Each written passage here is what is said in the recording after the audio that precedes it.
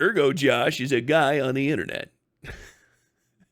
Ergojosh is a dude on the internet who is an artist. And Ergojosh has been doing art for a while, from what I understand. It's a very well-established 735K sub YouTuber. He's probably been going at it for probably a decade or so now. He came out with a video called, I'm looking at it right now, an attempt to minimize the inherent copyright infringement of AI art tools, which is a mouthful. I'm going to check out a little bit of that and see kind of where he's going with stuff. And then I'm going to look at the I got called out video, which I think is probably going to be more salient because it's new. So we're going to check out both of these things. At this point, this is after. Today, we're going to do a little process breakdown for my newest illustration called What the Meek See. This is mostly in part because of how many people freak out the moment they hear that AI is used. And the goal here is to show you how it can be used in an effective way without infringing on anyone else's rights, without losing or giving up your own creativity and your own artistic license as an artist, and how to actually have it benefit you without limiting yourself, how to only have it add to you. So this is the final result that you're seeing here. This illustration took me over 111 hours, completed entirely in Procreate. So I've selected 69 slides, just so happen to be 69, covering the entire process from the automatic generated time lapse in Procreate to explain the process. So without further ado, let's continue here. So this first slide is after about an hour or two of sketching, and what I did here was use one reference. It all started with one reference that I wanted to study, with a woman holding her head up with her hand like this, but then I decided to add everything else that you see here. So I had this idea of, okay, I want to draw a lot of hands. I sketched out some hands. My man said I wanted to draw these titties getting grabbed. I get it. I love artists. I love artists because artists are like horny as shit all the time. It's impossible. It's impossible. Every fucking artist you've ever known has drawn nudes. All of them. All of them. It doesn't matter how. It doesn't matter. All of them. Miyazaki, Ghibli, nudes. Everybody has drawn fucking nudes because you have to understand what goes on underneath the clothes, right? One of my favorite things is when artist tries to do a little like they try to do the fucking and just do a little pump fake. They try to pump fake around it. And my man just wanted to draw this like cute Asian lady's titties getting grabbed, which is fine. You know, hey, it's a cute lady. What if somebody was grabbing her titties? Which I fucking respect the shit out of. All right, I get it. It's not her anymore. It's a whole new individual. Man, I like that. She's got a cute face, a little posed up. What about get some hands on them titties? I just wanted to practice some hands. Like, I see it, bro. I get it. Sometimes motherfuckers just want to practice some hands. You know, I'm down. I get it, bro. Hands holding up her breast as if it was a bra made out of hands. I had some hands coming out from... I wanted to draw the titties getting grabbed. Fuck yes. Absolutely based. I get it, dude. It's cool. You don't have to fucking pump fake. I too like drawing the breast. It's every femme attracted individual has a moment where they finally sit down with a tablet and they have focused in their mind and told themselves 10 million times, I am doing this because I am like Leonardo da Vinci or Michelangelo or any of the great masters of any culture and time, focused on capturing the beauty of the human element. And you went, whoop, whoop, whoop, and you draw that titty from the side with the little nipple coming off, and you're like, I am not doing this for any other reason than I appreciate the beauty of the human body. It's just great getting good at drawing a titty. And then if you get good at drawing a titty, you could draw a hand grabbing a titty. You don't have to fucking talk your way around it. Oh, I just wanted to so the hands were brawling. I just wanted to see them. I wanted to see them get squished. I fucking respect it. I love the pump fakes. I fucking love them. I love them. Every artist does it. Female artists that are horny drawing dudes, like I just, sometimes just wanted to see how tight those pants could get. I always love it when somebody's into bara and you can just tell because the fucking male will have like the most titty coated fucking pectoral muscles, you know, just gigantic. Like, all right, so I see you've drawn a character here. Yeah. The hand seems exceptionally veiny. This is the veiniest hand I've ever seen. Why? It's just like focus on hands. It's like when I draw a foot, I draw a toenail like a toenail. Boop. Okay, I'm good. But then like every once in a while you see another artist and you're like, God damn, you got some. You drew every crack in that toenail. That's crazy. You're fucking mad good at that. You got expertise in foot. In foot anatomy, my man. Yeah, you do. Ergo, if you watch this, I'm not dogging on you. I've done the same thing, man. I'm just like, fucking. Behind her that were holding up a veil that I wanted to cover her face that she was looking through. I wasn't sure if I was going to have the hands actually coming out from her back, and I thought that this pose would help because from the reference you don't really see much of her body outside of this area. Next, I decided to change up the pose of the hands, just following my own intuition and creativity. By the way, just to be clear, there's no AI used whatsoever. This is just me sketching with my own Ergo Sketch 3.0 brush pad. Somebody said when they draw the water just a little too goopy. Yeah, you see like every once in a while you'll see that. Fucking American comic artists cannot get away with it because of they like. It's just something about the way that American artists, especially like if you're pushing towards Big 2 style artwork, draw water. It kind of tells on itself, and every once in a while you see somebody like they'll walk out into the rain and be like, you know, and like it's rain, but it's like that, bro. Why is the rain so thick when it hits this guy's face? What's going on here, bud? What the fuck is raining on Miles Morales right now? What adult Miles Morales?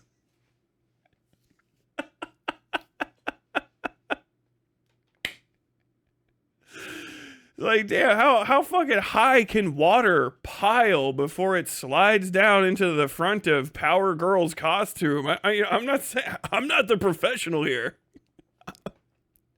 I'm just saying you have a propensity for drawing some thick water. How did you draw water that's so thick? Motherfuckers open the goddamn they open the fucking windows. Motherfuckers open the windows in a fucking Marvel comic and get a little rain on them, and they're like, what kind of rain falls sideways like that? Why is this rain clumping? What the fuck is going on here? My man needed a fucking, this is just AI is just a fucking horny booster. I swear to God. Every time, I have not turned on a single AI art thing and not had it be just like, bro, go fucking crack one out before you start drawing. You're going to be less fucking interested in trying to get it done as fast as possible. In Procreate. So I thought, what if she's like kind of looking through a hole in her eye, making the okay symbol here and holding up her head with the other hand. Here, you see quite a significant change because now I'm like, okay, I want to start really refining the anatomy more. So I found some photo reference of hands from various places. I decided to try to draw these hands. I respect that you're showing the entire process with the rough sketch, but I do like that we moved on immediately from the titties getting grabbed. It's fucking awesome. Better and use a little bit more of a atmospheric, kind of like a fisheye perspective for this. You see me constructing the arm anatomy from what I know from memory, from my studies previously. Creamy so white. It's a lot more refined here, and the face looks a lot more 3D. At this point, I have refined a lot more of the line work and the anatomy for the body. Again, using a mixture of just my own imagination and... I will say this, Ergojosh fucking, he draws a very, very compelling female body. I appreciate the shit out of it. I like this little belly. I like it. I grew up in the 90s, and the 90s sucked for like female bodies. Not like every woman in the 90s wasn't good looking, but the standards were basically being set by like gay men who were only into like waifish boys. And so like women were just these like sticks. women in comics in the 1990s could be good. If Kill Mickey Mouse is out there, just always clapping his hands. Fucking cat, black cat should be fucking 4'9" and a gymnast. She should be thick as peanut fucking butter. Yes. They were all like hyper skinny and stuff, right? And like you would never see a woman bent over, relaxed, where her like belly's kind of pooching out a little bit, which is, you know, I did not something that you see until you like know naked women, you know, because it's not like in porno and shit even, because everyone's trying to suck in their stomach. And then once you see it in real life, you're like, well, that's fucking, hey, has that been there the whole time? Where were you hiding this from me, Krabs? Krabs, if I find out that you've been hiding sick little lady bellies from me, I'm going to destroy you. Oh, man. Absolutely. So, yeah, fuck it. 10 out of 10 here. We got rid of some titties on. Got 2 handfuls of titties. Like, maybe I should just draw the rest of her. God damn it. This is just it. This is good for this. I appreciate the fuck out of it. Whatever reference images I found from Pinterest, for example, which were all photographs for the most part. Some of them were artworks. And at this point, I had also used my own hands as reference to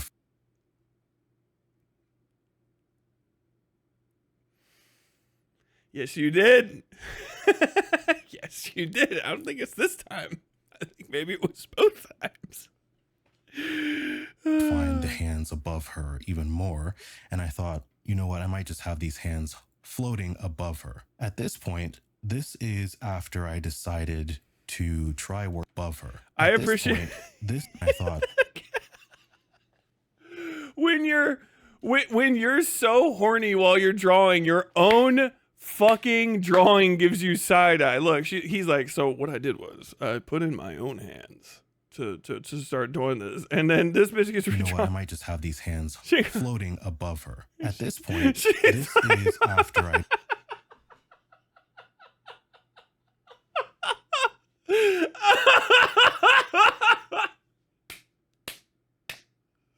I fucking love you, Ergojosh. I fucking love you. This bitch, his fucking own drawing caught on and gave him side eye. This bitch went, what the fuck? She's like, can you just go deal with yourself real quick before you come back?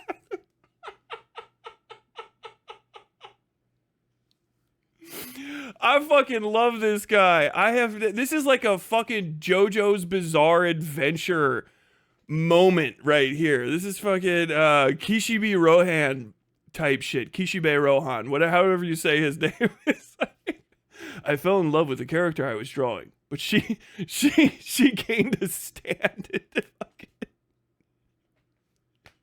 Oh no, my stand horny posting.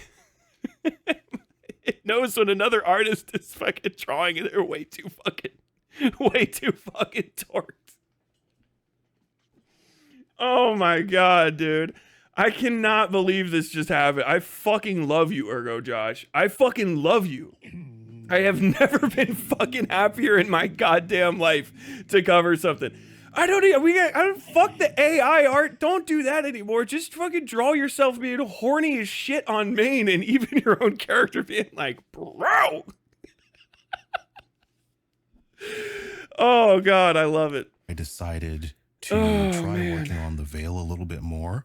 It's not showing here because I completely scrapped the idea, but I refined her face a lot because Killjoy, yeah, with the MJ thing. It wasn't really stylized as much as I'd wanted. And so at this point, I used some reference that had been generated by AI by other artists, as well as my own intuition for all the faces I've drawn to construct this. And it really is no different from me looking at reference of, let's say, Ilya Kuvshinov, like I've done many, many times in the past, to construct this face and have it have...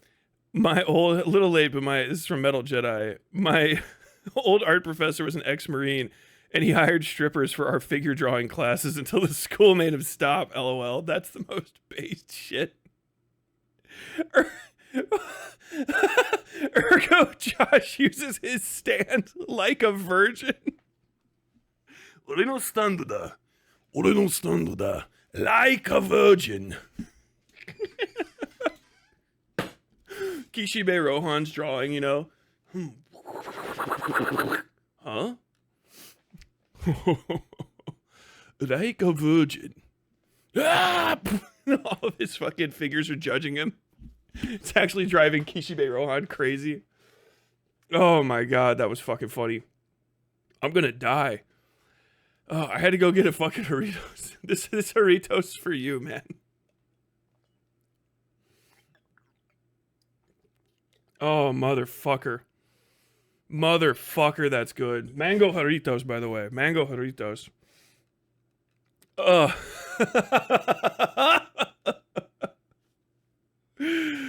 Oh man. Oh man. Oh man. Oh man. First use of have an AI. appealing look with the shape of the eyes that I wanted.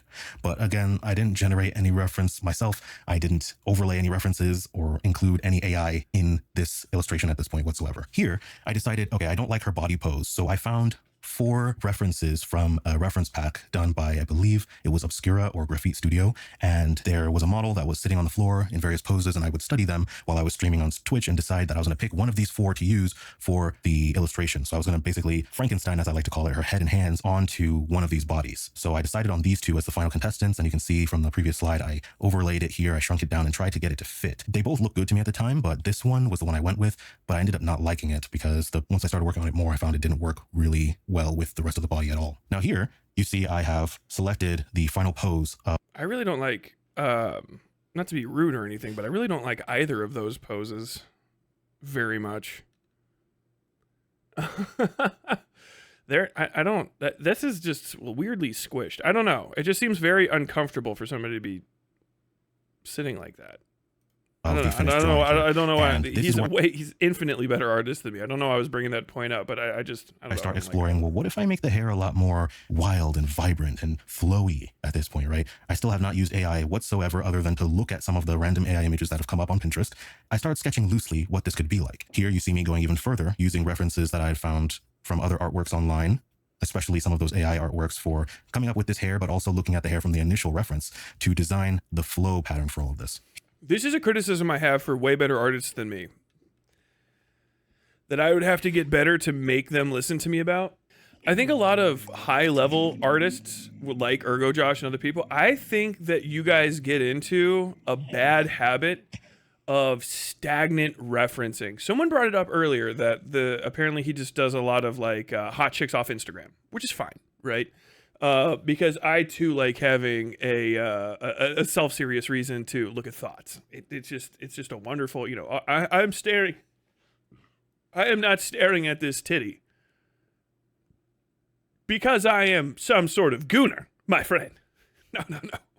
I'm staring at this titty because I'm carrying on 2,000 years and more of artistic tradition. I'm staring at this titty for culture. But I think a lot of artists get stagnant in their referencing, and I think it makes them lazy. In their references, maybe not lazy. Lazy is probably a mean term. I think it really just makes them stagnant, referentially stagnant. You see this at the highest levels. This is like one of those criticisms that I have to punch up because it would take me forever to get to. But when you start seeing like mad same face, you know, in a high level artist, it's because people get to a certain level of skill and they plateau because maybe they achieve, you know, being fucking Theodore Jericho. All right, they become Theodore Jericho, and they hit a peak of like insane levels of skill. You know what I mean? And then they kind of get like stagnated. That's a terrible example. Theodore Jericho, he created Raft of the Medusa. It's like one of my favorite artists. I wanted to reference him. Terrible reference in this case because he died too young for this to really be an issue. But basically, you get into a point where they start getting their references from the same place again and again and again and again and again and again. And they get basically like a artist's block that doesn't block them from creating. Writers have the same thing. Writers will just stagnate their experience pool and not be able to fucking put anything new to the page. And I think for artists, they'll stagnate their reference pool by drawing stuff that's easy for them, or that comes comfortably to them, or that appeals to their immediate interest. And they'll start drawing the same thing over and over and over and over and over again. So you start seeing like artists that draw like ladies, but all the ladies seem to have like the exact same like mouth and eye shape, right? Or they draw heroes, and all the heroes tend to have the same sort of like costuming and like and like shape language, and like the way that their gear and stuff is set up. I think that that's an issue that a lot of these folks have, where it's like you're highly, highly talented, you're clearly skilled, but you don't understand that there's a third issue that you have to kind of overcome to get to like a new plateau of skill. And for some of them, they don't care. And I think that might be why you see some high-level artists switching to AI, because AI can throw randomization into stagnation and give the idea of a new thing without actually achieving a new thing. I think that might be where some of these folks are coming from on these. And it's not something that they'll probably be able to articulate themselves, because it's going to be too deep in their fucking brain meat, you know? But we'll see. QTV's hood ornament says at least it's not lime.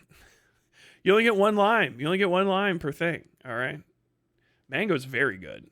Here, you see I have brought in a grid, perspective grid, to try to figure out and correct some of the perspective and proportions for the anatomy, but also because I decided I wanted the hair to be a lot more dynamic and feel like it was coming towards the viewer and going back into space. So instead of drawing, I felt like that was way too limiting. I just got a brush and started painting really rough gestural shapes to see and get a feel for what was going on. But at this point, I felt like I have this faint image of what I want in my mind that's a lot more refined than this. And I felt like I needed some help. And I knew that if I could use AI to generate something similar to what I was trying to come up with, just floating hair in a abyss or a void, then I could use that to guide me. So this is with a little bit more refinement. I tested out some different hands here that would be holding up the veil, but I decided maybe they're not going to be holding a veil. And then I went back to the original hands I had, because I just thought they looked better, except if we go back again, we see I kept this hand. So I liked this new one, but I went back to the original one for this, which you see here. And so here is where we finally have AI being used.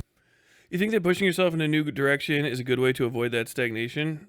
Not just drawing stuff out of your comfort zone, but learning new skills like 3D modeling. I think learning new skills is always good. I think really it's experience. And people don't understand that.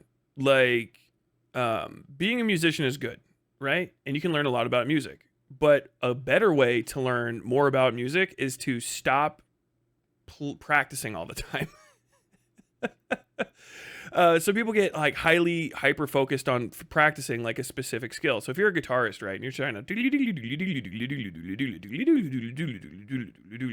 and you're just sweep picking the entire time, you know, sweep picking shit, and you're like, all right, and you just like focus on getting peak at one thing. Every skill that you don't practice will shrink, right? And one of the skills as an artist you really need to focus on that's universal, and people don't kind of understand it, and it's really why a lot of art gets bad, is your ability to seek out, consume, and understand novelty and new experiences. Like, it's one of the most important things. Every time you hear about I swear to God, every fucking major album you've ever heard always starts with someone going, yeah, well, you know, I've been doing all of this stuff for a while, and then I went out and I was experiencing this shit, and then I decided to, like, what if I could bring that shit to this? A really good specific one is drummer, what's his name? God damn it. Foo Fighters, Dave Grohl. Dave Grohl did not play guitar. Dave Grohl played drums, and then Dave Grohl got famous with the other members of a band where his lead singer and guitarist killed himself. A guy named Kurt Cobain. It was a band called Nirvana. You may or may not have heard of it. He was really, really sad after that and decided to try to make music on his own. And he realized while he was playing guitar that he could just treat the guitar strings like drums, where your bass is basically bass. You know what I mean? So your kick drum and stuff is your lowest E string, and then moving up the strings is just adding stuff like your cymbals and shit. So, you know, you can do 1 2 1 2 do do do do do. So you're actually adding, and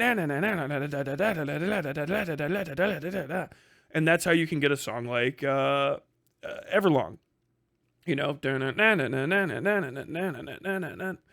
and he discovered how to move drums and his understanding of drums into guitar and created an entirely new thing. It wasn't maybe the most novel creation for guitarists at the time. They'd probably be like, okay, yeah, well, I guess that does make sense.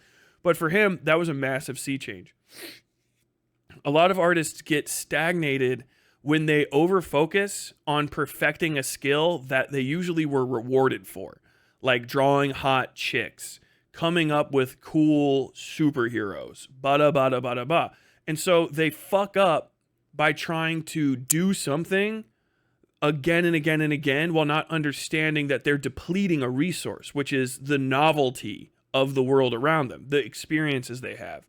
And so a lot of times, the best thing that you can do if you are in a creative rut is stop, quit for a while, sometimes maybe even a couple years.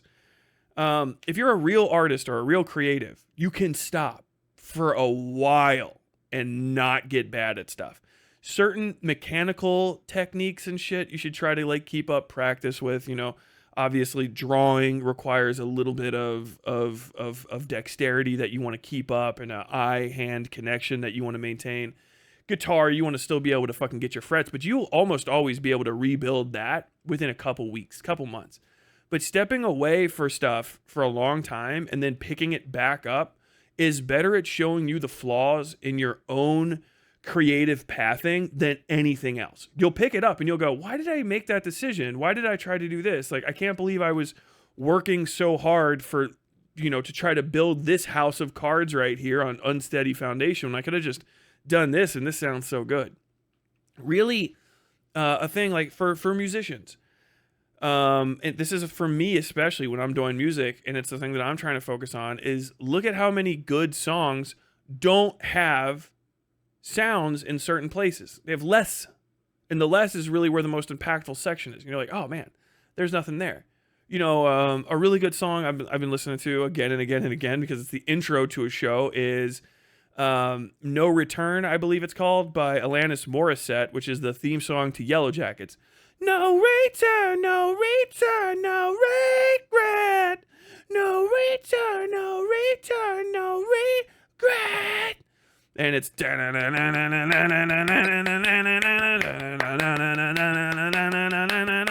it's very simplistic, but it fills all of the space that it needs to fill in that absence of like big complicated explanatory lyricism is very, very effective at conveying the entire emotion, you know. And if you were like, think about it this way, if you were someone that was like listening to, like I was, you know, a shitload of Kendrick Lamar, very long-winded, so to say, in the lyrics.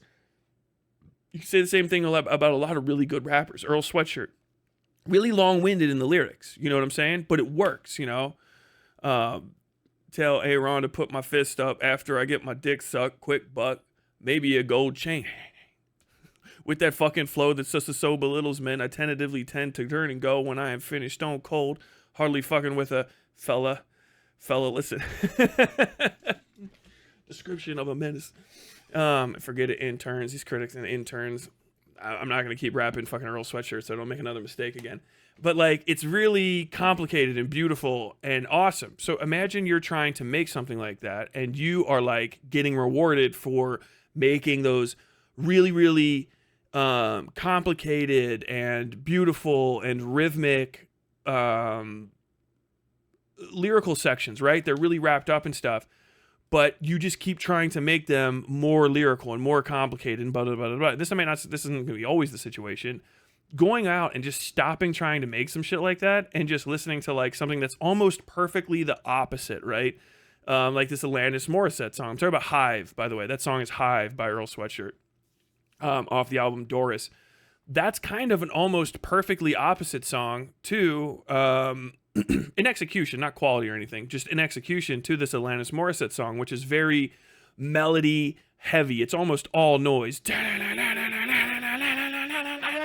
No return. The lyrics are like 3 to 5 words, you know what I mean, per line total. It leans really, really heavy into the musicality of it and stuff, whereas Hive is I can't even remember really what it is. The sort of melody and the beat to it's really, really stripped back and really simplistic to let him do those lyrics. If you ended up getting stuck in that, stopping trying to make lyrics like that and moving in another direction to try to see like, okay, so what if I stripped all this out? You know, what if I ripped the pieces? What is really holding this thing up? Is it this? Is it that? Is it this? Is it that? You can start reapproaching novelty and refilling that resource that gets emptied out. I think that might actually be a not bad bit of advice for Earl Sweatshirt. Not that he needs it. He's a multi-millionaire, does worldwide tours, but a lot of his new stuff does tend to be, in my mind, repeats kind of stylistically of things he's gone down before, whereas his, former collaborative partner, Tyler, the Creator, very all over the place. All over the place. And like, I've seen Tyler, the Creator, talk about it.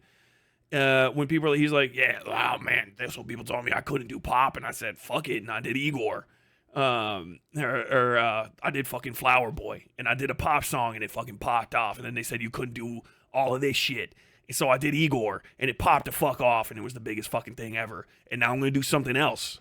Like, that's like his whole thing was, okay, I'm gonna do something I have never fucking done before, and pass or fail. He tried to do it honestly, but also like knowing who he was when he brought it to it, and completely stepping out of that made something really fucking incredible. Whereas if he had just tried to redo, Yonkers, which a lot of people will ask you for. That's the thing about being an artist once you get successful. People will try to get you to stagnate in whatever it is they see you succeeding in because that's what first brought them to you. So, like, Tyler, the Creator, doesn't like playing Yonkers because, fucking that song. I'm a fucking walking paradox. No, I'm not. That song popped off his entire career, and people want to hear him play it because that's the song they know him for.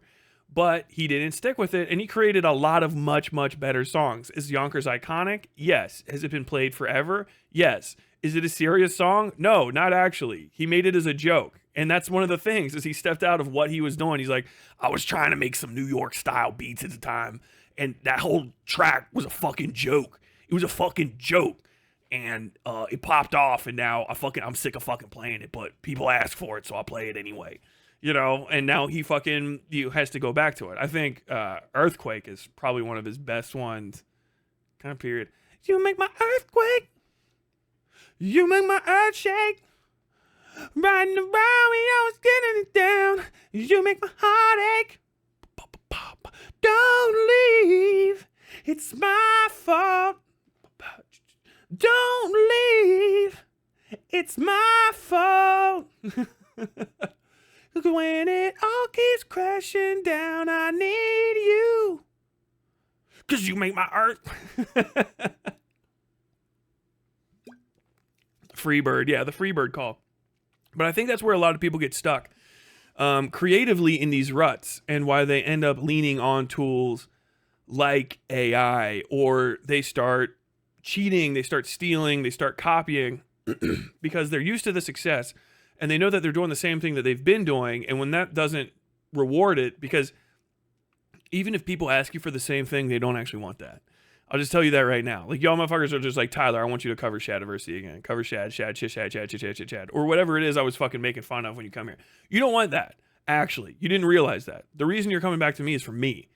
I just got to make sure that I give you something else new that's as good as that, which is the difficulty. That's where art is hard. You got to fucking keep going back to that good shit and rediscovering it and refiguring it out and trying to, like, pulling it up out of the ground. And sometimes people get stuck in these ruts and they're like, well, fuck, I know I can do this, so I'm just going to take a shortcut so I can do as many different of the same thing as possible and try to figure out what's going wrong. When the thing is you got to stop doing whatever it is you're doing. You got to completely move on to a new thing for a while, or away from it, or you got to quit for a minute and then maybe come back. That's the issue. So I generated several images in Midjourney of hair just flowing about in space. And sometimes it would actually generate a character's head, which is not what I wanted. So I would erase that. And so I brought it in, I cut it up, I cropped it, I would use the liquify tool, and I would try to shape the hair in a flow that was similar to what I wanted with this. And I wanted it to be in multiple layers. So you see that this is actually 3 different images. If I switch to a different color here, or 3 different sections, there's this one. So I'm guessing this is the use of AI for the hair. I don't like it. This actually looks like a little too pointlessly chaotic for me. I feel like you could just also like not even I feel like I just know that you could just get on like Itch.io and just download a hair brush, like literally a brush that makes hair, and pick out the like 6 or 7 colors that you want in it and just slash that around. Like you don't even need, that's the thing, you don't need AI for this. He was doing it before with just a brush that was standard, but now he's using like AI to generate like hair and then cropping it together. I think you're over relying on reference at this point and really not letting like your shit go. Just get a fucking brush that draws hair, because they have those. Brushes are made out of hair in real life. It's not even a cheat. Like if you use a brush in real life, the brush is very often made out of hair, horse hair, you know, synthetic hair. So hair is actually the easiest shit to paint if you have the right shape of brush. What you do is you put the dots in a row on the palette, which is even easier to do in digital because you can just program where the colors are going to sit on the brush the way that you would just drop them onto the palette. You smear it, and then when you draw it, if you have the right kind of brush and you clump it, the brush will fall like strands of hair, and you can like mimic hair and then perfect it off of that. There's no reason, of all of the things to do with AI, hair is by far the weirdest because it's one of the things that AI does worst. It usually just steals some other haircut and transplants it onto somebody. Like, it never hits the highlights right. It's never like, oh, I want to touch that individual's hair. It looks like fake as shit.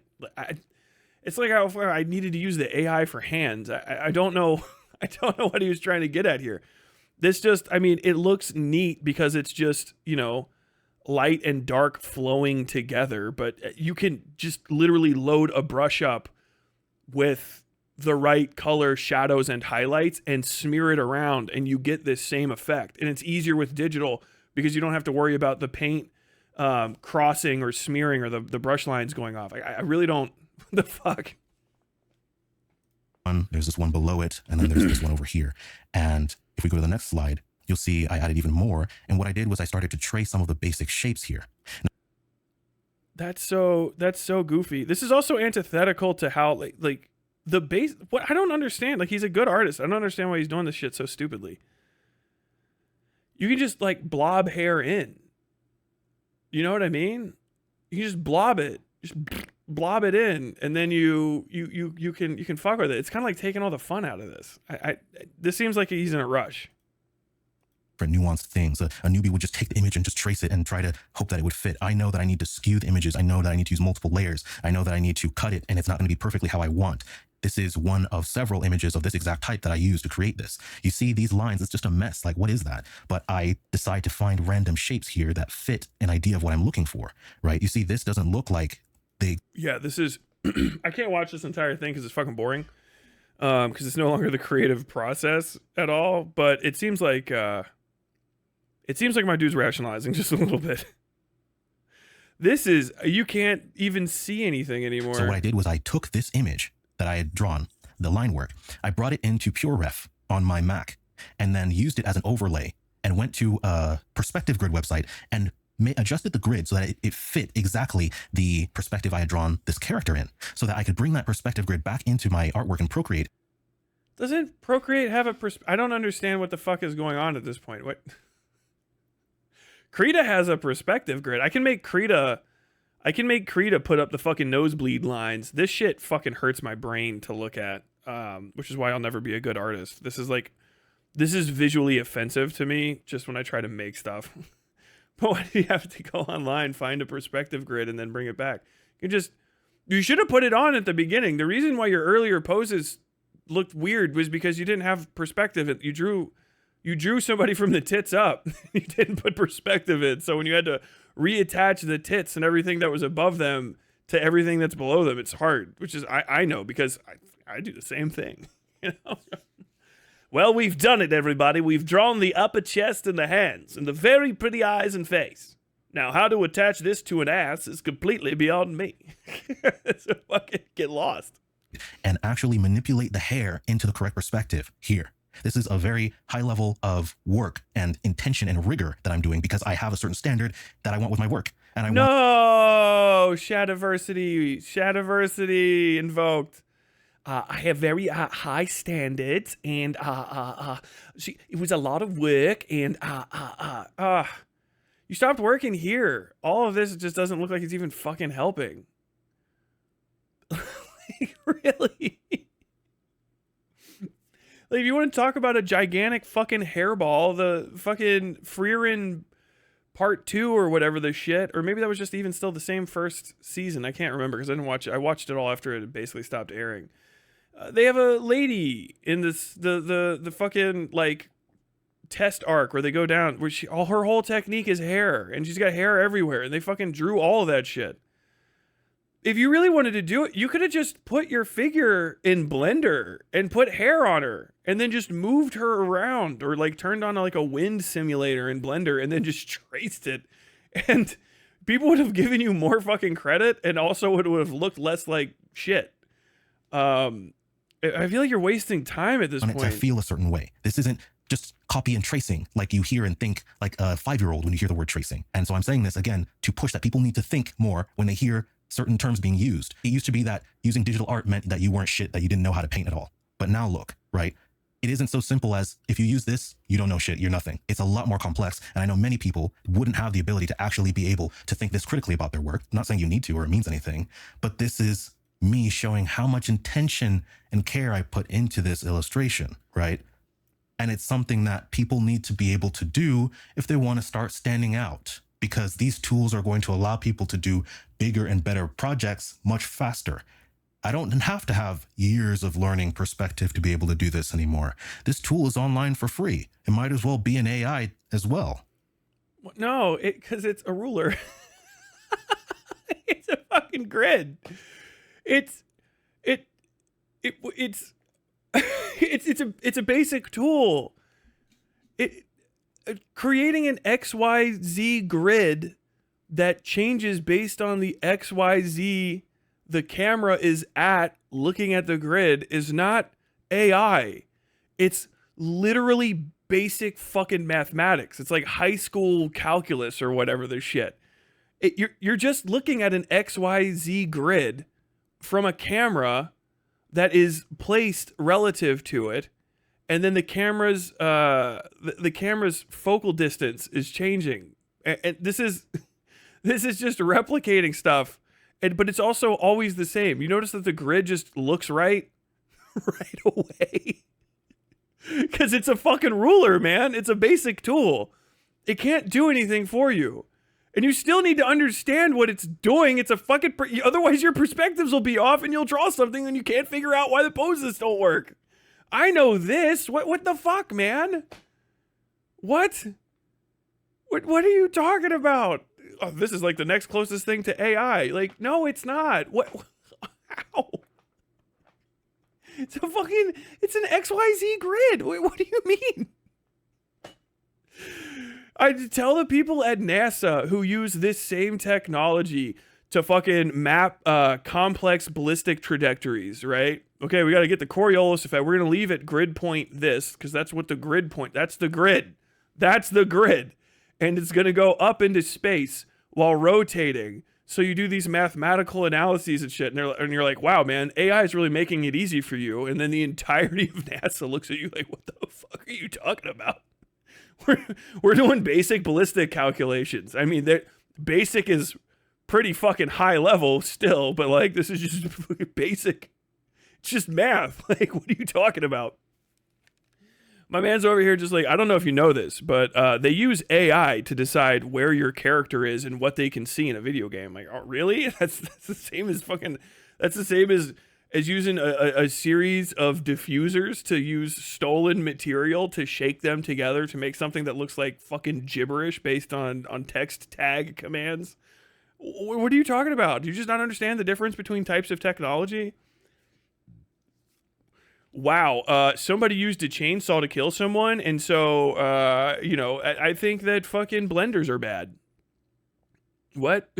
Because they both have motors? I can't even that was a bad fucking thing, a blender works exactly the same as a car, because at some point there's a rotary transfer of energy from one gearbox to another. Like, what are you fucking talking about? What do you fucking mean? I also don't understand why you had to get this perspective tool off the internet. Does Procreate not have a perspective tool? Krita does. I use it all the time so I can draw shit in the right place. And every time I have not used the perspective tool and shared something on my own Discord, fucking Kill Mickey Mouse, that son of a bitch, has been like, hey, have you ever considered using a perspective tool? This is how you use a perspective tool. And I'm like, I know! It's a ruler, I know! Right? So let's continue. I randomly decided to have the background pink, and I decided it was helpful to refine the lines, so I started to do that. Here's me refining and trying to decide what I wanted to do with the eyes, if I want to have them looking this way, if I wanted to have them looking at the viewer. I shrunk the head a little bit because I noticed it was a little bit too big. And here I finally start committing to the hair design and erasing away so that I could get a mask for the body that was not covered by the hair. And here you see I finally start going into the extremely laborious process of masking away every single strand and lock of hair that I wanted so that I could manipulate them separately in my painting. At some point, Dude, it feels like you just wasted so much fucking time. You're just back to drawing a blob. You could have just I could have told you to do this. Just get any brush that looks like, it's got a big fat spread when you push harder, and just go whoop, whoop, whoop, whoop, whoop. I saw this this is a tutorial that I saw that taught me how to draw hair. Draw a blob to erase some of it until it looks like hair. You fucking added like 50 steps of AI to take it all out anyway. What the fuck are you doing? What in the fuck was the point of this exercise? So it's very important to use the AI. I fucking just deleted all of it out. I had to put a perspective tool on because it didn't make any fucking sense. Then I fucking just did a clipping mask and turned everything that I've already had on there red. Also that I could just draw basic fucking fire shapes. These are also like the fire pen brush that's on everything that just draws a bunch of curly cues like this for fire.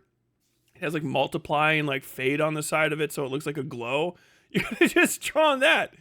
If you would have just fucking taken a picture of fire because you wanted to draw a fucking redhead and then just turned it upside down, I feel like you could have accomplished the same shit and saved yourself so much time and shame trying to justify using AI tools that didn't even fucking work. You're just back to the most basic art technique of drawing hair, which is just drawing a fucking blob, erase a bit. I do this, and I'm not good.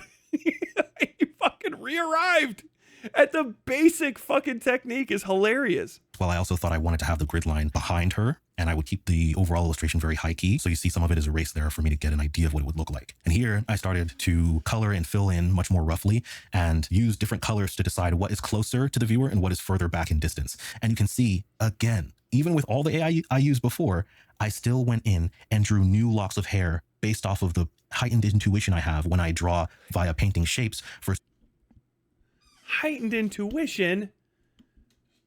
What do you mean you're drawing hair? Now why did you even make this video? Just say AI is just bad.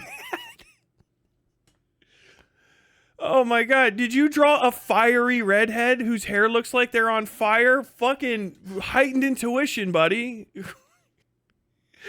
versus just using line. Intuition is awesome. Then, the final result for the cascade of hair is something that I could not get with AI alone. I had to have my own vision for this, and I followed it to the very end. Here is where I finally start testing out. I don't think you really followed your vision to the end, because this started with fucking none of this was what you started with.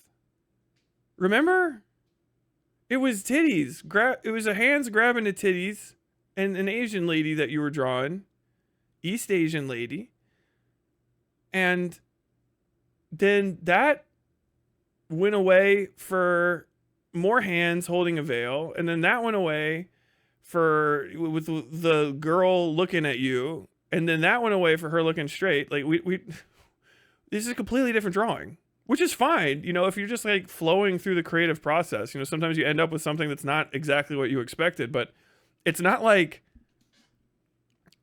you set out with a plan and accomplished your plan of specifically having it look the way that you wanted or anything. It's pretty fucking basic. There's nothing special on display here other than just somebody trying to use AI to speed up his process, slowing it down, and then having to go back to like basic artistic techniques and just do normal shit. I don't really understand. If you'd have started off on a fucking perspective grid off rip, you would have been way closer. If you'd just drawn a box at the beginning around your person, just draw a fucking box, you'd have probably been a little bit more in the ballpark with the pose. Okay, what's going to be the lighting scheme for this? And I thought, why not have it really dark and black? And I thought of a certain piece that Loish did in the past that I really liked. And I was inspired by that. I looked at that for reference. I broke down the values, and I did something really rough here with a soft brush. This is a way better picture. There's a lot going on. I like this. I went back to it being high key and thought maybe it would look better like this with very light gray background. I don't know. I was still not sure. At this point, I'm refining the lines for the hair even more, and I'm changing the color of the line work for the hair so that I can clearly see it with what I had already done and clearly see it separate from the line work for the body. And here, I'm finally getting to the point where I've almost colored in all of the hair, and I knew I wanted it all to be red for this. Here, I make a lot more progress shading the body, and I started adding a lot more details with the lighting, but I was doing this with it mostly lit really bright in the background, and I still wasn't entirely sure where it would go, but I was happy with this area. It was starting to look nice. And that's Loish's art. Loish VB is amazing. Based. Josh is a slow painter. Everyone has their methods. Some folks work in hours, some folks work in days. Yeah.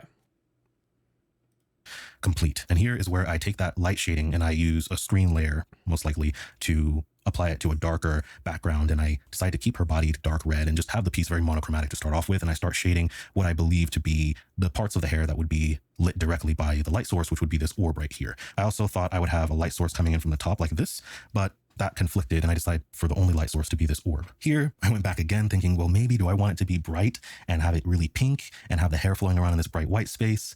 And maybe these light pinks here kind of looked cool. And I thought, well, if this doesn't work, maybe what I did here was decide, okay, well, I've already shaded a lot of the stuff, so maybe I could, which was John's Zalistra. I just had them off to the side and was working on the face that I felt would be best for this here. So after a while, I get something more realistic, more stylized, but still she kind of looks like a gremlin a bit. So I keep going, looks a little bit better, but her chin is a little bit too masculine. I played with an elf ear here and I decided I really liked it. And so what I did here was decide, okay, well, I've already shaded a lot of the stuff, so maybe I could cut that out and mold it to fit the new lines that I had drawn for the face. So I did that, and I isolated the body entirely and went ahead and started to add a tail because I thought that would be cool. I've never drawn a tail before, and I thought it would be a good match with the express the form. And here I brought that back into the full illustration to see how things look, but the lines are starting to look a little bit too much and her face still kind of looks weird. So now I hide all of that, and I start to select, like I often do, and remove the face and try to work on it isolated again. And here, after doing that, I decided to break down the values using Clip Studio Paint quickly. I exported the whole thing and I messed with the curves and stuff using a couple. God, how many programs is my man using? That's fucking awesome. People watch me draw and they're like, Tyler, could you please start one more layer? And I'm like, no, I'm going to draw everything in one layer. I'll paint right over the fucking line work. I don't give a shit. Like losing their minds watching me make shit. Like, I'm a fucking amateur. I don't give a shit about that. But my dude is like he's like what, like 15 programs in for this.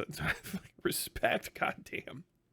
Couple apps on the iPad just for photo editing. So in Clip Studio Paint, what I did was I used the posterize tool to break this down into 4 values only after making it grayscale. And then I would use other illustrations I thought were really good and do the same thing and look at how their values were broken down and compare them to mine. And so I realized that I would paint this way and try to isolate and change which shapes do I want to be in the light and which ones do I want to be overall in the grayscale. It's from a website called hatoking.com. And I used an AI generator down, and here is where I get to the final level of refinement for the face. Just because of the progress I made with the grayscale corrections, I was able to come back and refine the face to a point where I'm very, very happy with it, and it looks stylized. And I even took the time to redraw this hand based off of a photo of my hand and a anatomy reference from a website called hatoking.com. And I used an AI-generated image of an elf boy, and I liked how the ear looked in that image that I saw on Pinterest, so I just copied it. Could have been another artist painting that I looked at to copy. It made no difference, right? But because I... Why? Fucking... Just draw an ear, but it goes pointy. Why did you need a fucking AI reference for elf ears? It's just a normal ear, but it's pointy. Why did you do that? Why did you look up and why would you even add that? I would just keep that. I would keep that in the drafts, that knowledge. I added a elf ear that I found on an AI website. What? It's a fucking pointy normal ear. Just draw an ear, but when you get to the round part, don't round it. Just go and draw a triangle. like a racist dwarf comes up. I'll show you how to draw a fucking elf ear.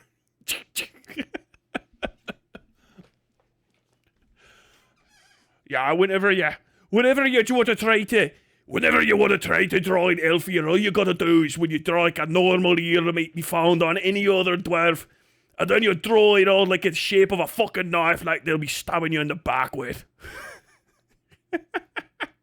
There you go. You draw the head of a small,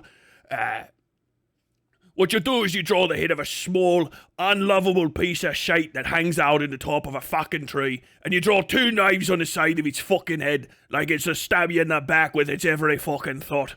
And then you put a bunch of fucking little arrows on him, and then you put a little bow on him, and then you put another bow on him because he's a little fucking birthday boy baby son of a bitch that never calls you on your fucking birthday even though they've known you for fucking 2,000 years, and you throw him out into the fucking fire! Animate that. Gleffidel, the easily irate, the easily irritated, talking about his fucking ex-friend. Oh my god. Say that it's AI all of a sudden is problematic. That's the problem I'm addressing with this video. Just another example. I think that's silly. Here, I shaded in the face with one of my famous sketching brushes from my Ergosketch 3.0 brush pack, and started to adjust the hair to fit the new hand and to fit the new size of this hand here. So that took a little bit of backtracking, but overall I'm happy with the decision. And I'm very happy with the line work at this point. So now you can see how much better the shapes are with the changes I did to the value system. So now you can see much better shapes that define the overall image very clearly without being too complicated, even though there is a lot of line work going on in this painting. And I've included the tail in this as well. And you can tell that the light source should be somewhere right here because that's where the brightest parts of the image are. So here I use a special process to bring that value system back into the original painting. And then I start trying to bring everything back to this level with the colors and the values here. So that took a while, but I eventually got it to work. And now this is finally looking like how the final image looks. And you see the lines are red here because I wanted to continue to refine the line work for the hair, but it was so chaotic, ultralight on my iPad. And I really like how it made the colors really cool. This, and I don't neglect a bit more character here. Full shape instead of this. I don't like that ear anyway. It doesn't look like a ear.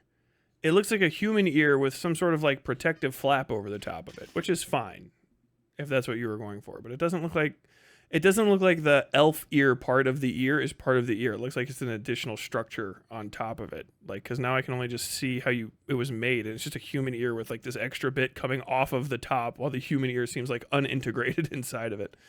I don't know. Chaotic mess here, so it reads even better, adding a little bit more finer details. And you can see here, I improve these shadows a lot more. I soften these up more. And here I start playing with this idea of the laser again. Maybe this looks like an atom with electrons flying around. Light, maybe it's coming from the center. Just testing out different ideas. But I decided to bring in a texture from another illustration that I hadn't used yet and try to make it look like a sun, like a star, which was really cool. And I'm really happy with how it looks because it kind of looks like it's molten magma of a sort, right? Like maybe the core of the earth. And here's where I'm playing with, maybe there's some like lasers or just stars, maybe mini galaxies floating through here from her eye. Here you can see I added a lot of noise to the light source. And here's where we have the final image where I settle on those little particles here because I want to keep the focus drawn to this area instead of streaming out this way. And that's where we're at now with the final illustration. So, I mean, wait, is it still there? I thought is it finished? So we took the orb out. I hope you enjoyed this and found it helpful and useful. And I hope that you... Is the hand AI too? The hand looks like weird. Because it's got knuckles that don't work. Or am I just looking at it weird? The hand is weird. The hand is really strange. Is it 1, 2, 1 knuckle, 2 boops? Or is this knuckle just, he didn't put the mark to show that the tendon on top of the knuckle goes to this finger instead of, so it looks like it might be another one. I don't know. Always got me looking at hands.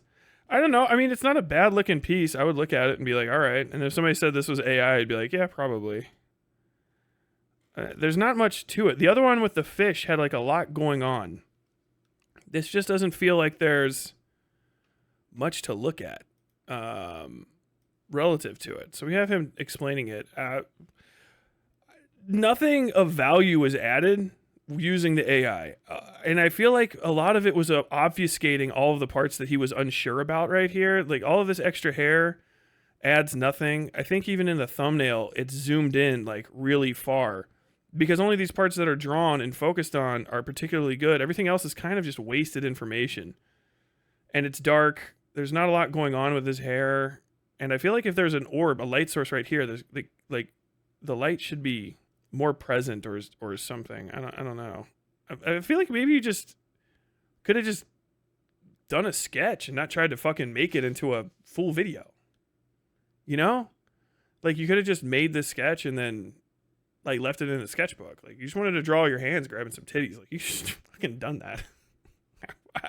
I don't know why you went another step in. So, that is what it is. I don't hate it. I mean, it's better than anything I ever try to draw. I can't spend that much time trying to draw something because I don't do art for anything other than a hobby. So yeah, he's better than me. He's better than his contemporaries. But I feel like all of that extra shit was really just dragging you down from start to finish. And you could have just had a perspective tool open the whole time if you really wanted to draw something that was going to be a complicated perspective, or you could have kept your reference open the whole time and just stuck with using the reference so that you understood the perspective the reference was in, And it just seems like you did a good job of drawing a face that you've redrawn 7 times, which is okay, because, yeah, me too, bud. I can't draw fucking anything. I suck, but, like, it seems like you redrew the same shit, like, a bunch of times, got frustrated, used AI, it frustrated you even more, and then you tried to justify using inferior tools to fuck up your piece, but left some of it in because you wanted to justify having used it at all. It's just a waste of time. God damn. This is, I don't, you could only take an L on this video. Now that AI can be used in a way that doesn't infringe on any individual artist's copyright. This is all my work, clearly. And it would be extremely difficult for you to create this from AI. The way she's holding the hair strands in her hands, the way she's crouching, the perspective, the hair and the style of it. It's unique to me. And I'm very proud of it. And I dare anyone try to recreate this from AI. It's impossible. We fucking get to the same arguments, man. Oh, Jesus Christ. The one of the things, and that's like an impossibility, because the way that the actual image generators work in AI is that they are not reliable. They intentionally have random aspects of it. It's like literal chaos theory in motion. So you can't get the same result 2 times in a row, which is why it's not a tool. Because it's not reliable. It's like a hammer that doesn't always hit nails, or even when it does hit nails, sometimes it makes the nail like come back up through the hammer and like fly across the room and embed itself in a different wall completely. Like, it's not reliable. The perspective tool you're using, very reliable. If you program a perspective tool to tell you what, I want a camera at 35 millimeters, 6 feet off the ground, looking down at 27 degrees, right? Or down at like 45 degrees. It will every time replicate that, because it's a ruler. It's a complicated ruler. It's more than obviously just a single 2-dimensional measure. It's a fucking 3-dimensional measuring of a space, but it will always be the same, because that's just literally what 6 feet in the air, 45 degrees down, 35 millimeter lens looks like when it spreads the perspective that way. It's the same every fucking time, which is why it's a tool. You know what I mean? It's reliable. It's a reliable aspect of drawing. And if you want to draw, it's always good to use perspective tools because they'll actually get you like accurately in the direction that you want to go. The AI art in the Pokemon competition could pass until you see a Pikachu with a third arm. Yeah. And also the hair is not connected to anything, yes. And I followed the intuition from the very beginning of this work, which looked nothing like this, right? So please share this with everyone that likes art and is concerned with AI art so that you can see that there is a lot more to this discussion. It was funny when he said the perspective tool was AI, since one of the telltale signs of AI images is fucked up perspective. Yes. And like, it's also, it worked, you know? I guess that perspective tool is like I guess it assumes, it tries to guess what the perspective is of the image, probably based on other images, and that's why they used it. But I feel like even that's bad. Because here's the thing, if you draw a fucked up perspective, you might not realize how fucked up the perspective is. Because one thing I didn't see him do at all here, or I might have been missing, is I don't think he mirrored this ever. So who knows what it looks like mirrored. He's mostly just convinced me that AI at its best doesn't really save time. It really doesn't seem like it saved time at all. The thing you could have done is the same thing I should do more often, and probably most artists should do, and that is accept the fact that you might really fall in love with a piece and take it a little bit more seriously from the beginning and try to use the correct tools to get everything in the right shapes. You know what I mean? Stop pretending. Stop telling yourself in your mind that your arm is better than the standard circle. You know, stop trying to draw a circle every fucking time and use the circle tool sometimes. Stop trying to think that you have some special connection to the understanding of dimensionality and use your perspective tool. Accept the fact that you cannot do a perfect swoop and use your line tool, use your fucking measure, literally throw a French curve on top of your display and use the French curve to draw the curve like a absolute goober using tools for paper on your tablet. Oh no, use a compass because you know you needed to use the compass. Use the 100% trace so that you can literally trace the line that you cannot draw yourself. And stop trying to fucking use shortcuts because they can't. It's never a shortcut to use the right tool. It's a shortcut because it's going to take less time than not using it. But you still have to know how to use the tool and when it's supposed to be there. And you have to get it out, set it up, put it down, and hit it. But it's really just a lot of this stuff where I've seen the AI people. It's like someone that thinks that they can run a router. They can run a straight line with a router, just holding it. You know what I mean? If you guys know, a router cuts routes into wood. And it is one of the most chaotic tools you'll ever see because it uses rotary motion to cut a straight line, okay, through a material that's made out of non-straight parallel bonded lines, which is, it can go fucking nuts immediately. Every time you use a router, every fucking time you use a router, you have to have a stop somewhere. And you have to press against the stop to use the router correctly. It's a standard tool, right?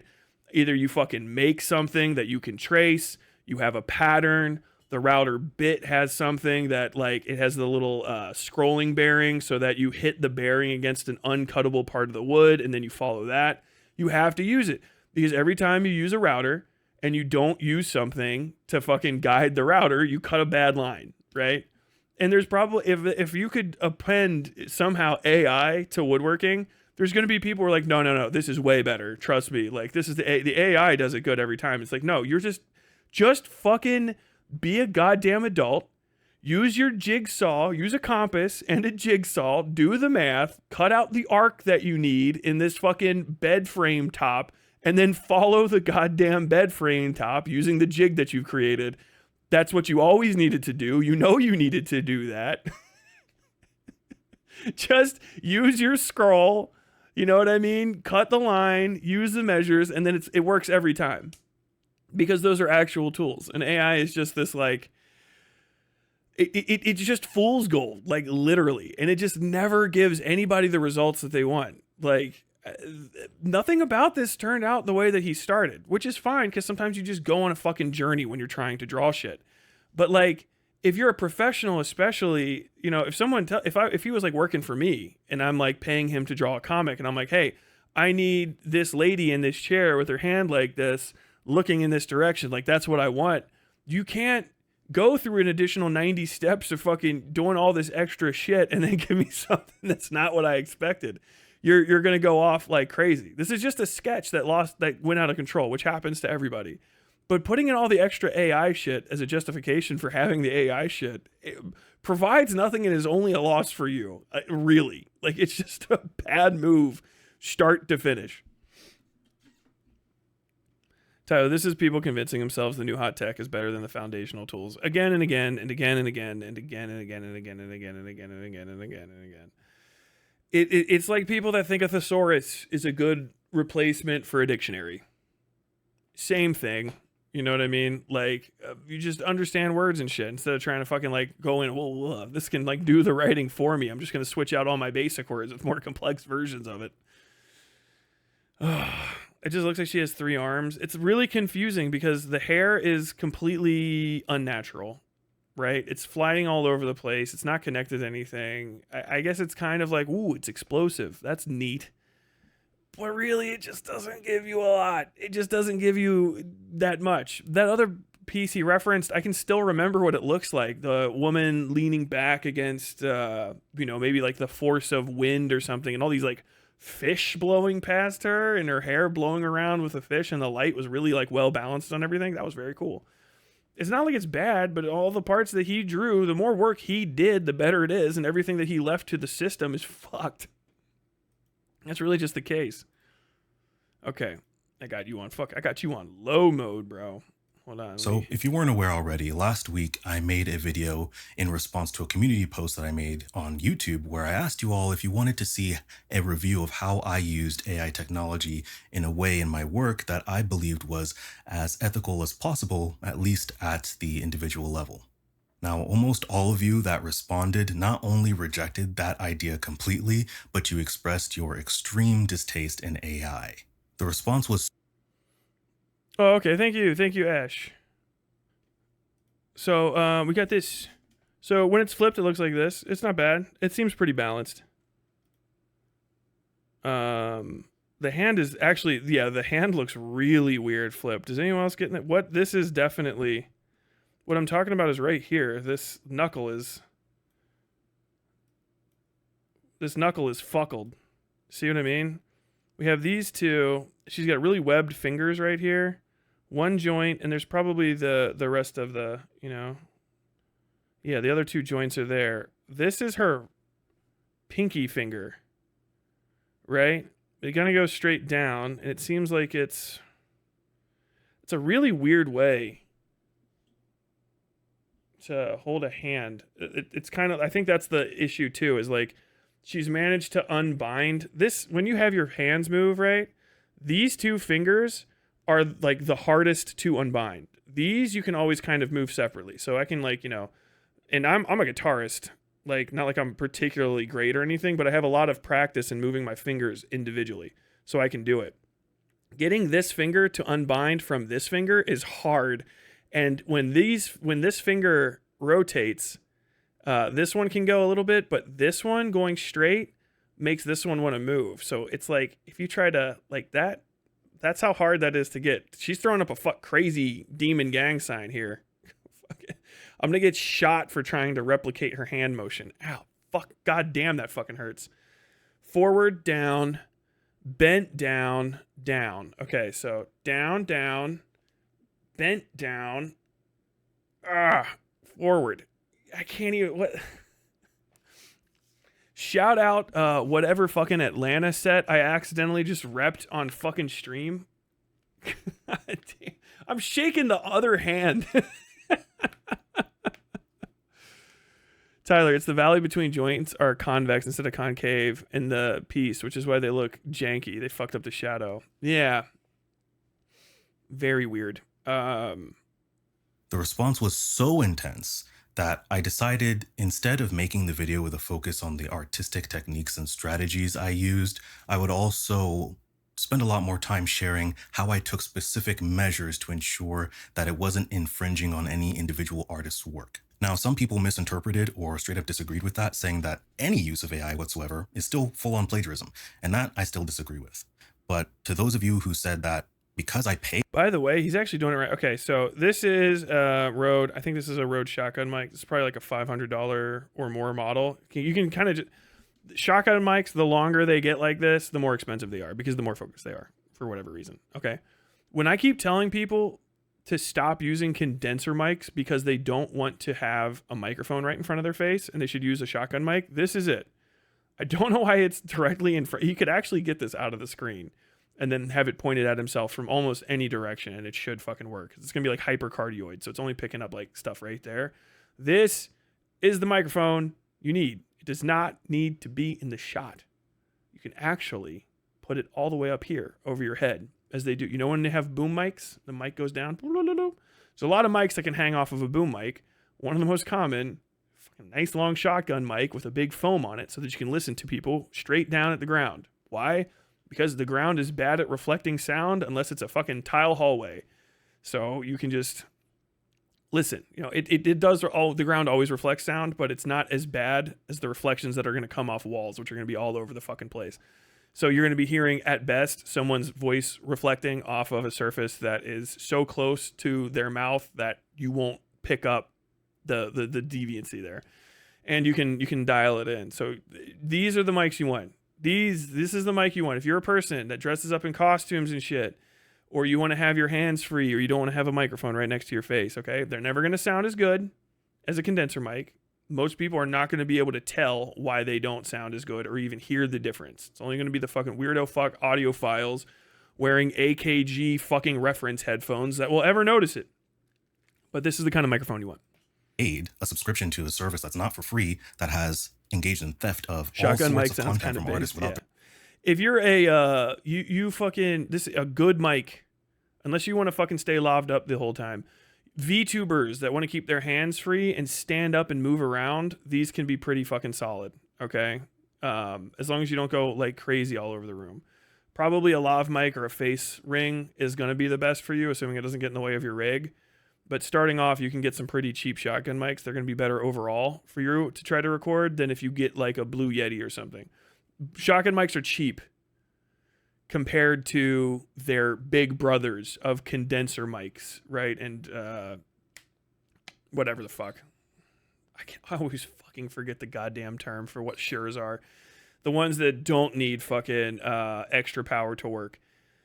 They are very good. They're very cheap. You can get really, really fucking inexpensive ones for like $90 to like $115. They're going to work just like the fucking Yeti Blues and stuff, but they're going to work in a different way. They also, most of the time, have headphone jacks, so they can plug directly into cameras and stuff, because that's what people use them, is for on cameras. They stick them on the camera hot shoe and point it at shit.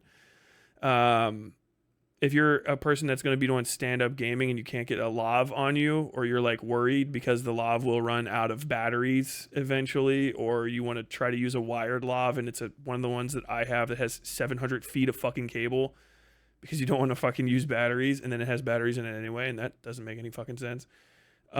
This is a good exchange. Okay. If you just sound treat your room, then you can put on your little VR rig and bounce around and move around and stuff.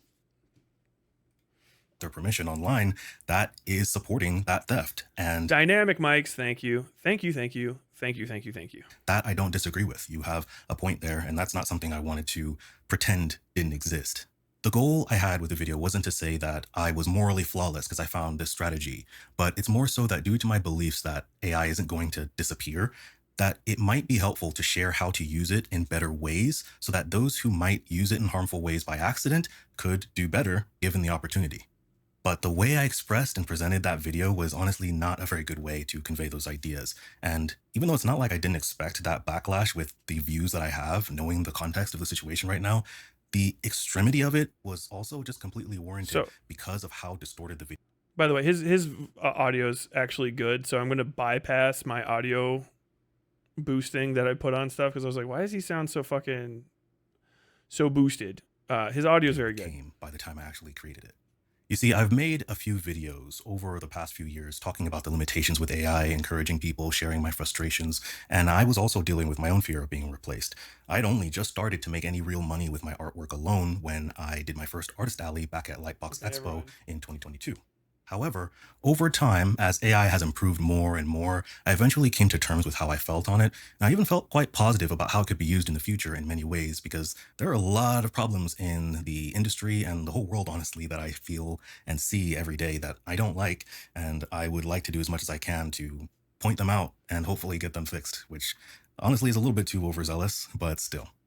After reading many of the comments, though, I felt really bad. And not only did it seem like I was being personally attacked, but He doesn't have his stuff going through compression, so it is kind of like all over the place. So I turned the compressor back on in all of my post-processing and just turned it down a little bit. So hopefully it sounds good now. many of you seem to be completely sold out on the idea that any AI is completely useless, that it's pretty much just huge blight on humanity itself. Yes. And that's something I still disagree with. I disagree with then. I think it's really another way for us to point the finger at something else that happens to show a lot of the ills of society. And I think that ultimately AI technology will have the same ethical spectrum as any other new technology has had on humanity since the dawn of electric light bulbs, for example, which resulted in humans working way too much, working into the night, and now suffering from insomnia. It used to be that whatever you couldn't do without the sun, you just didn't do, and we would be forced to spend time doing other things like interacting with each other and dancing and, creating meals and sleeping. Oh, you did it by candlelight.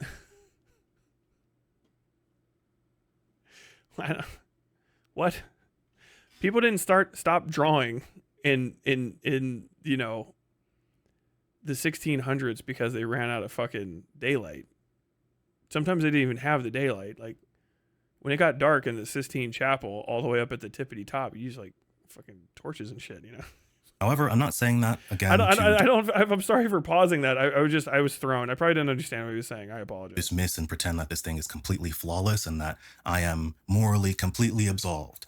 I do believe that the individual does have a more significant part to play, though, in how quickly or significantly that spectrum goes positive to negative and can be used to positive use and detrimental use. And that's something that I wanted to contribute to with my intentions for that video. That being said, reading a lot of those comments, I got really hurt and I started to get pretty angry. I got pissed off as time went on. Some people called me a fraud, that I should remove the term artist from my bio. There were videos made to capitalize on the drama that I looked at, and they had even more negative comments. People were talking about how they always knew something was off with this guy. That's why I unsubbed so, all this time ago.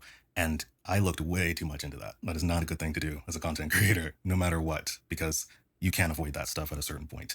So at some point, my emotions began to include anger, and it spilled over into that video as I released it, and it ended up being called How to Use AI by a Real Artist. That real artist term was really the stepping point there for a lot of people. And that alone pretty much ruined the effectiveness of the video, regardless of how I actually presented my ideas in the video, because I ended up just caring way too much about what people thought of me. Yeah, Killjoy literally burning the midnight oil. I know.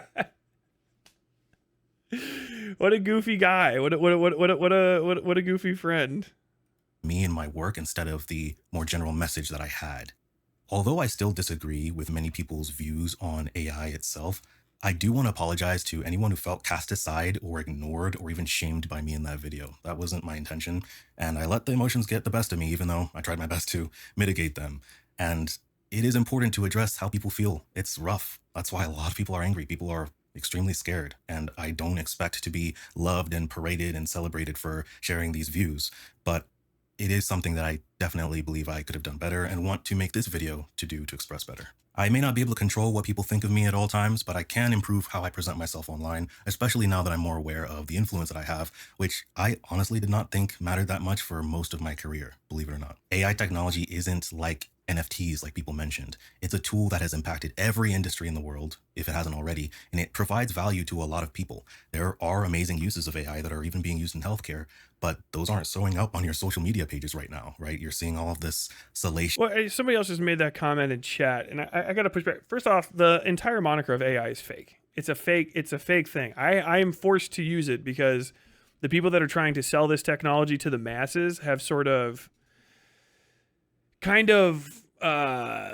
precluded any sensibility in the in the conversations by basically, you know, I have to say AI because the people that are trying to sell AI to the masses have backfooted everyone else that wants to have a conversation secondhand, because they did the first mention of what the technology is, falsely called it artificial intelligence, when what they're trying to say is, you know, machine learning algorithms or model algorithms or whatever.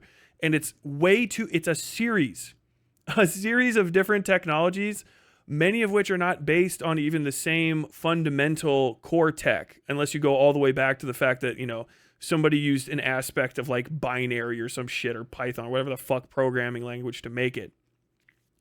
These techs are all over the place, right? There's OpenAI and stuff, of course, and bada, but there's a lot of these different generative technologies and all this shit. The generative ones are not the ones that are being used in the health field. Okay? They're not they're not being used. There is stable diffusion and like Sora and Sono or whatever, Zuno, Kuno, whatever the fucking goddamn music one is. Those are not the same tech that is being used in medical fields to basically boil down information. It's sorting algorithms probably to some degree, but they're not being used in the same way. Nor does the effectiveness of the use of these technologies in the medical field justify the use of them in other fields, or the detraction of them in other fields say that you should also detract from them in the medical field. Like in the medical field, if you are using patient data, analysis data, to boil down conclusions by basically referencing a lot of like material, shaking the material together and saying, hey, we've noticed that in 7 times out of 10, this indicator here suggests that this indicator here are correlative to this sort of condition, right? You know, that's what they're using it for. In that, no one is saying to not use these technologies in that way. And as a matter of fact, that's fine. Not only is it fine, it's a completely different outcome. It's a completely different industry. It's a completely different fucking use than all of the other stuff. You know what I mean? Medical, a lot of people sign forms and shit. I have signed forms in the Marine Corps to put my information into not generative algorithms. Now I'm fucking losing my mind.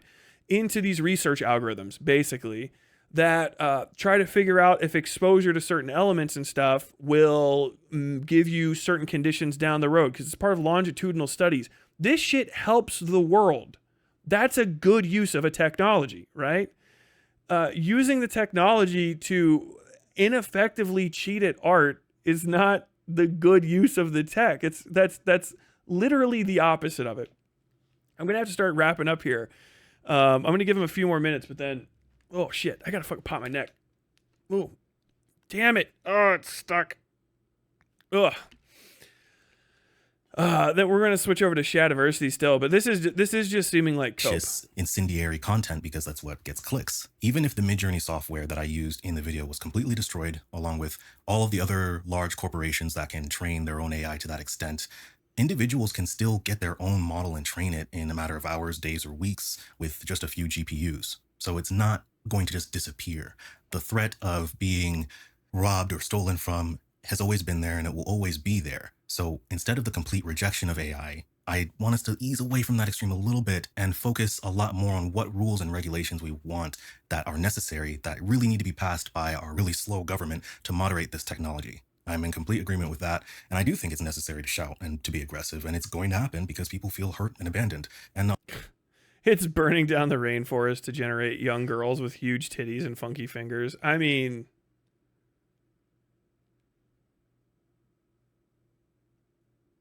that might be a good fucking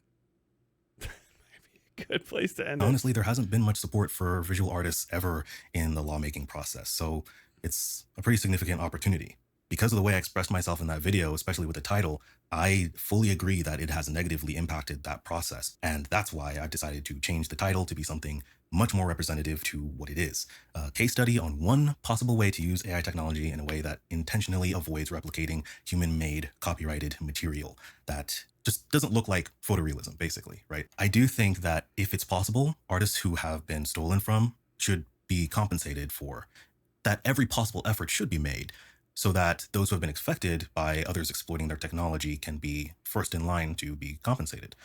I don't know how possible it is to do that perfectly, because how do you quantify something that's so subjective in the first place while also ensuring that each image used has a very clear, distinct source tracked to a specific human? But if you think about it, AI could also be used to solve that problem in a way that humans couldn't. Well, this is that's actually really easy to solve, because they scrape the data and they create a database, a base of data, which has the information in it. You know what I mean? The things have to have reference, right? They have to have their own reference material. They have to be built from something, and you can trace where the building materials come from.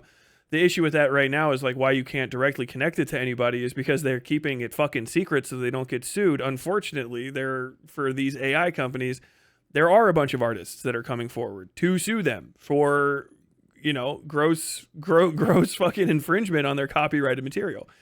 And here's the thing is if there's a technology that's unethical, and especially if it's your own peers, if you are in a peer group who would say that thing that you're doing is unethical, then you should probably be very cautious about doing it. And if you do it, you should probably be more hesitant than most people to try to justify doing that thing. In the case of AI art, like, artists across the world, good, bad, and otherwise, are like, please stop using AI art. We don't know who they're stealing from. We just know that they're stealing. It's just literal theft in order to build their models. You know what I mean? The thing is, okay, so think of it like this. I'll explain this. I'll break it down for you. Imagine you have a forest of trees that you grew behind your house, right? And then somebody came and stole like 80% of the trees. You can't use these trees anymore, all right? And they say, well, you didn't sell those trees, or, those trees will grow back, and they will. They'll grow back almost instantaneously, but they steal these trees from your property. They're your trees. They steal these trees without asking you, without telling you. You don't even notice until you find out that some of them are gone. And then they go and they use them to build shitty houses for other people that refuse to grow trees on their own. That could. They all have the same amount of property in this fake fictional world. They chop up your trees. They turn them into little pieces of wood and bric-a-brac, and they stick them in here, right? All sorts of different trees. Good ones, the redwood, hickory, softwood, hardwood, rare wood, fucking iron, all sorts of shit just cobbled together.